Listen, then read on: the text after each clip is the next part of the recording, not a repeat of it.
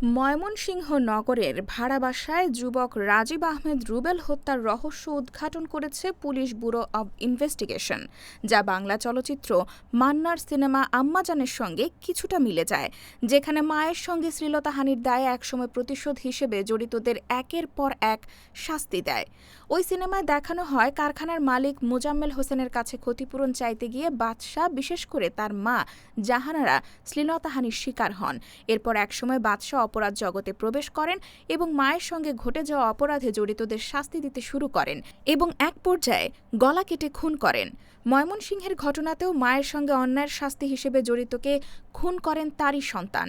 ঘটনা থেকে জানা যায়, মাদকের আড্ডা ও বাসা ছাড়তে বলাকে কেন্দ্র করে নারী বাড়িওয়ালাকে মারধর ও শ্লীলতাহানির ক্ষোভে তার 4 ছেলে মিলে রাজীবকে হত্যা করেছে বলে জানিয়েছে পিবিআই। ওই 4 জনকে গ্রেফতারও করা হয়েছে।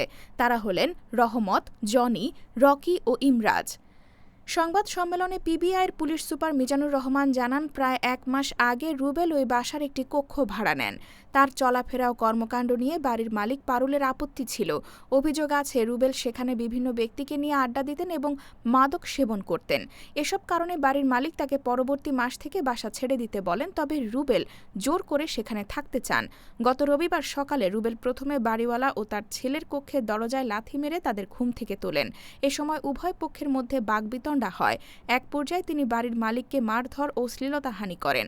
পরে বাড়ির মালিকের 4 ছেলে পরিকল্পনা করে একটি চাইনিজ কুড়াল দিয়ে রুবেলের গলায় আঘাত করে হত্যা করে ঘটনাস্থল থেকে পালিয়ে যায়।